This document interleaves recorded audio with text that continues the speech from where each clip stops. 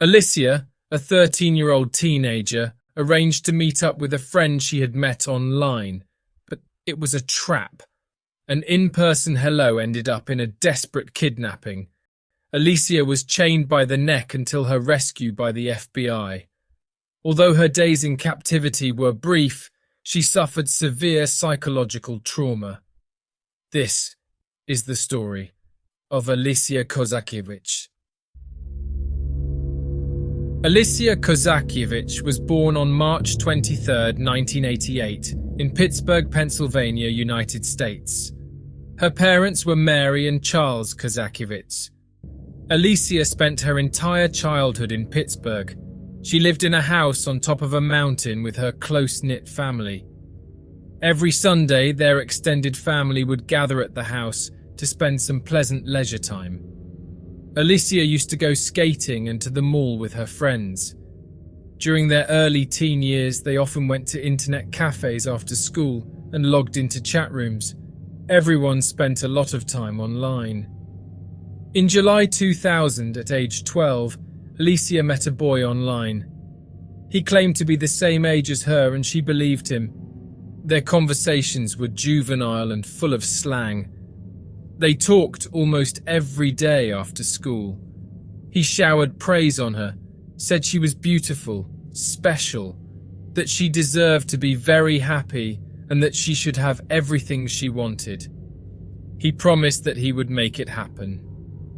As their virtual friendship grew, Alicia began to distance herself from her friends, both in school and in her neighborhood. Alicia was falling in love, and without realizing it was being led into one of the most dangerous traps on the internet. That same year, her parents bought a computer for the house.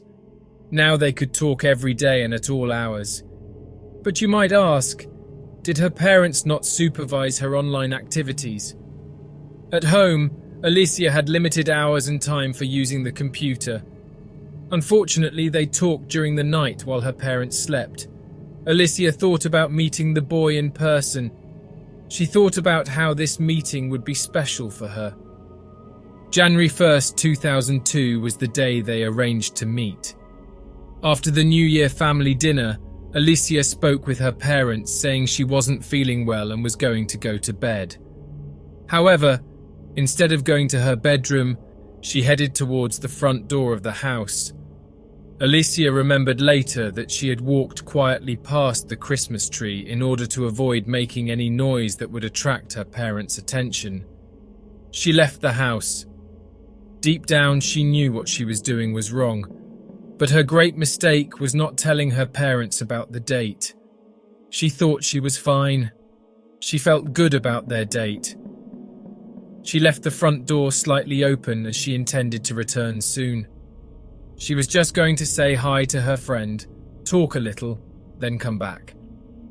Having walked about a block, Alicia suddenly felt that something was very wrong. She was nervous and afraid. She turned to head back to the house, but then a voice called her name. The voice came from a car parked close by. She approached and saw inside there was a huge man with a moustache and long hair. He looked over 30 years old.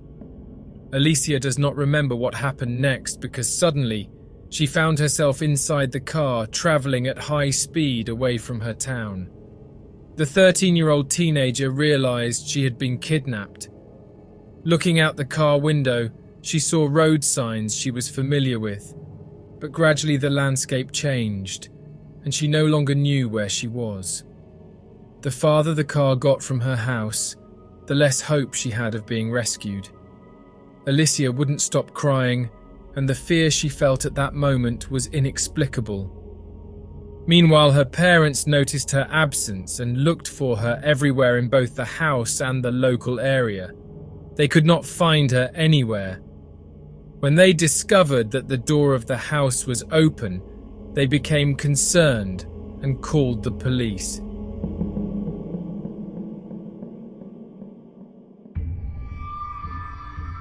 The kidnap journey took about 5 hours, from Pennsylvania to the kidnapper's home in Virginia. Upon arriving, the man pulled her out of the car and carried her into his house. There was a room, closed off by a door and a padlock, which he unlocked with a key and pushed her inside.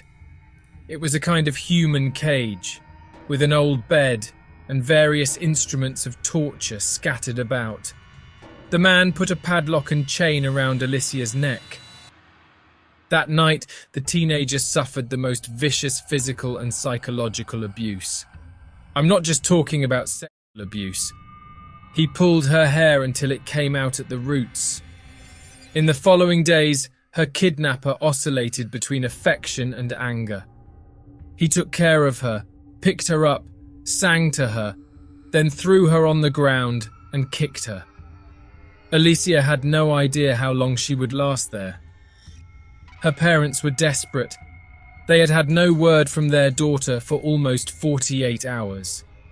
The police worked on the case for almost 24 hours a day, and in addition to the local police, the FBI was drafted in. Even after interrogating her friends and checking her computer history, they could find no clues.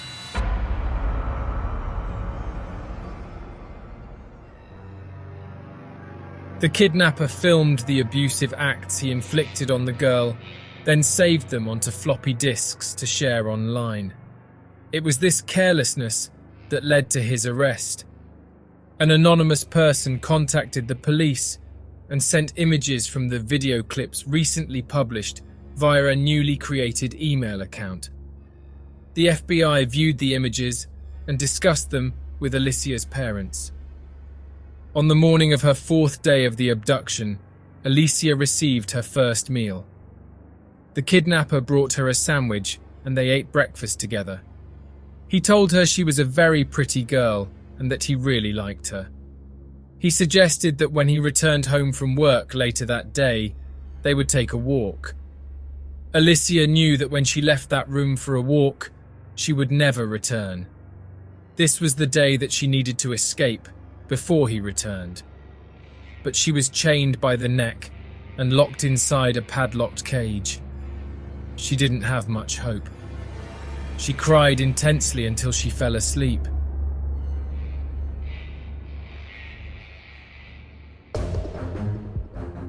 A few hours later, she was awakened by men entering the house. She imagined that they were people who, along with her kidnapper, were there to kill her. As a defense mechanism, even when trapped, she threw herself under the bed and covered her mouth with her hands to keep from screaming. A few minutes later, the door to the room was forced open. As soon as the door was knocked down, Alicia saw a miracle. They were the FBI. With a cry of relief, she crawled out from under the bed. To this day, she remembers the icy chains that had bound her being taken off. She was carried out in the arms of a police officer. The FBI had located her via the IP address of the kidnapper's computer. But who was this man?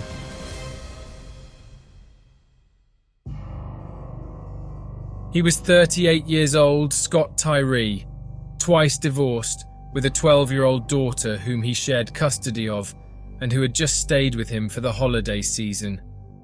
Scott had left his daughter with his ex-wife several hours before he kidnapped Alicia. His trial didn't take long to happen. Scott Tyree was sentenced to 19 years and 7 months in prison.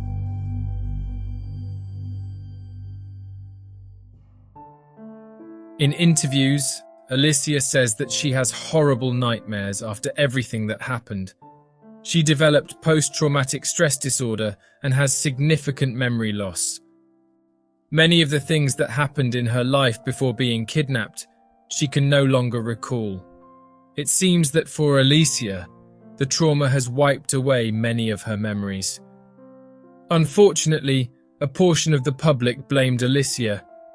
Even though she was no longer captive, she was trapped in a world where, as a victim, she was being judged. Alicia and her family understood that many people did not understand that online predators could target young people via the internet. Over the years, to raise awareness, she began visiting schools and giving talks about the dangers of the internet. When she reached the age of majority, she founded the Alicia Project, an advocacy group to raise awareness about online predators, kidnapping, and child exploitation. I'll leave the link to the project's official website in the description of this episode, as well as Alicia's Instagram profile so that you can follow and promote this important project. In February 2019, with 2 years to go before his sentence was up, Scott was granted parole. He was transferred to a recovery center in Pittsburgh so that he could receive re-socialization training. While he was at this center, he accessed several adult sites with prohibited content, and because of that, his parole was revoked, and he was sentenced to 2 more years of detention. Alicia is now married, and is a well-known personality mainly for her work as a motivational speaker and an advocate of internet safety. If you've made it this far, please don't forget to leave a like and subscribe to this channel. Also, add your opinion in our comments. Thank you very much. I will see you in the next case.